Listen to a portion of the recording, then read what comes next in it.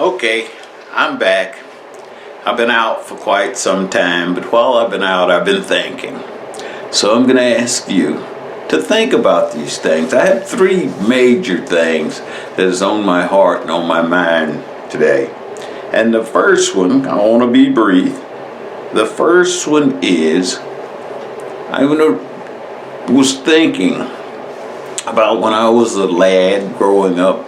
We used to always tie the arms of our shirts together and then put them all around our necks so we'd have a cape flying on our back. And we'd always run around talking about truth, justice, and the American way.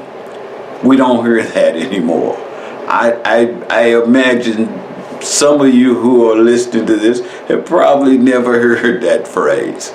Because we don't have truth, we don't have justice, and we no longer have an American way.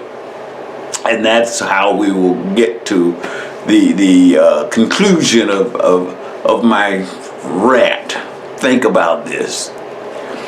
The second thing I want to point out is, again, when I was a lad, the word was in our books that we read at school, what our teachers told us, what our parents told us: if you ever lost or in trouble, find a policeman.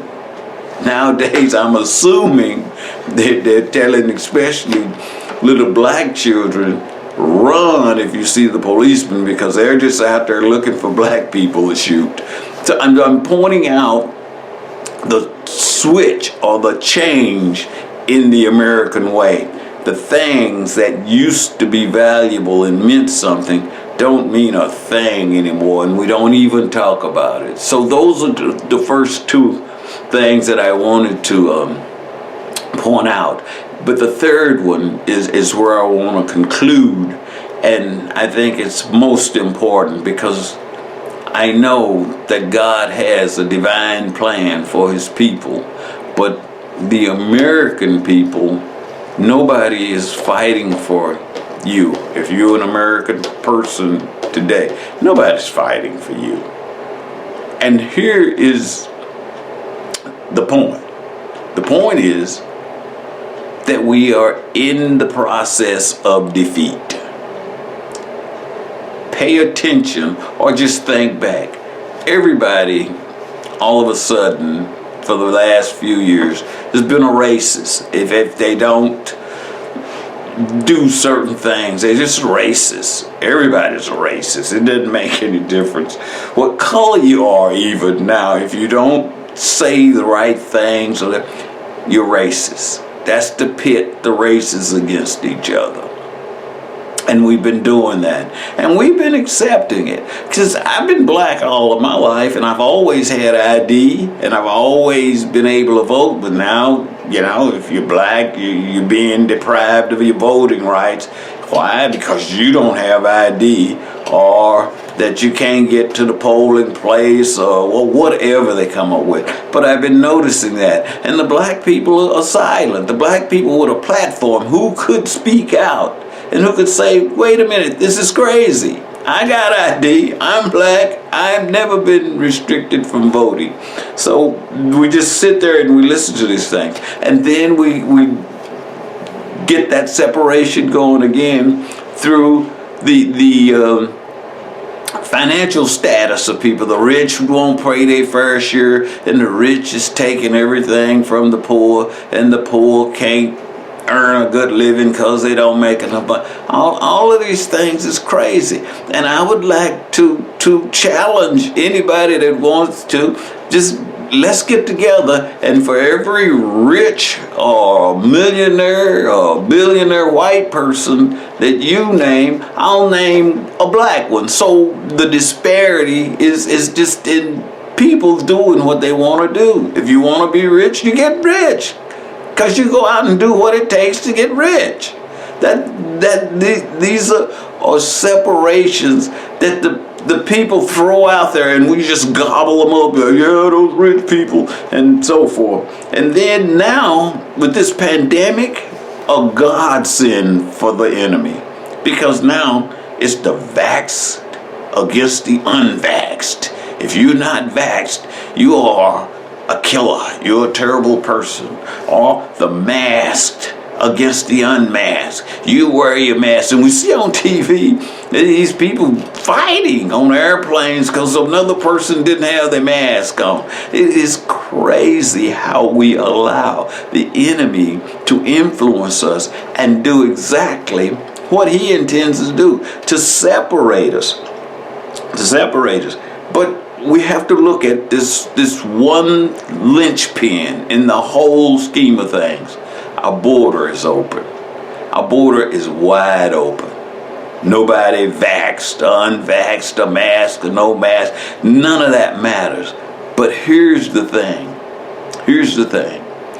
The last time I was watching TV, but it said that a certain amount of people had came across the border that week, and there was, I think, 80 different nationalities. People from 80 different nations had crossed the border. And one time I had heard it was 100 and some different nations in a certain period of time had come across. But the point is that I want to stress is that we're oblivious. We're not thinking the border's wide open every day. Hundreds of thousands of people coming across. But watch this.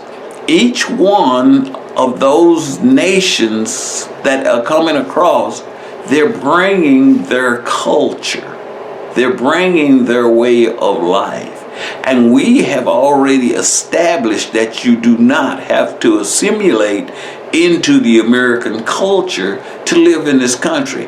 When I was working, they used to get on me about being an isolationist because I was angry at the fact that the process of the politicians in Los Angeles was, if you have a business and you don't have a black person in the business, then you're in violation of some law that they had thought of.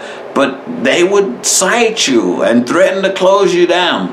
But you could go to Chinatown, listen to me, Chinatown in America, and there's nothing over there but Chinese people in all of the businesses. And nobody cared. Little Tokyo, nothing but Japanese people in there, and nobody cared. East LA, or Little Tijuana, however we phrased it, they're just Hispanic people. And in their stores had those nationality products in them.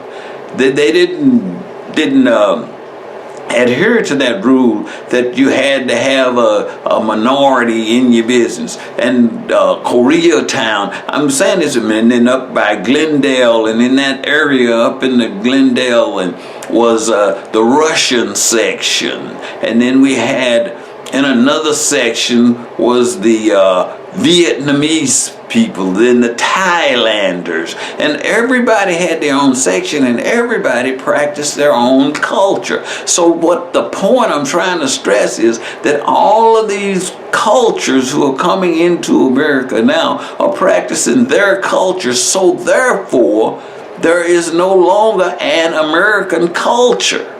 All of these different cultures are here now, so this is no longer a nation. It has become a territory. And the Bible tells us, plain and simple, a house divided cannot stand. And America is in decline because we cannot stand. We have nothing that puts us together, nothing that correlates us, nothing that puts us together, to hold us together, to be the nation that America was when it was founded and put together. We all came together. We all practiced the same policies and procedures. And if you came to this country, you assimilated into the culture that we had already established. So America became strong and powerful and became the most powerful country in the world. We don't have that today, and we've lost what we've had. So I want you to think about where we're going and what we're doing, and look around and see who's fighting for the American people. Think about that.